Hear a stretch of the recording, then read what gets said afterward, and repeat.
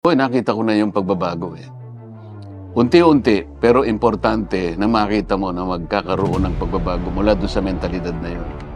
Kasi nung nangangampanya ako, ang pinilit kong subject matter ay huwag niyong ipagpapalit yung boto ninyo sa konting subsidy na matatanggap niyo. Kung gusto niyo, tanggapin niyo dahil pera niyo yun. Pero ang tingnan niyo, pagkatapos niyong tanggapin yan, ay yung magiging kalagayan ng ating bansa. Yung bang iboboto nyo ay isang taong gagawa ng paraan para maiba naman ang inyong kalagayan. Hindi niyo binatawan ang mensahe na yun. Hindi ko binitawan yun. Hanggang sa mga malalaking rally, yun pa rin ang aking subject matter.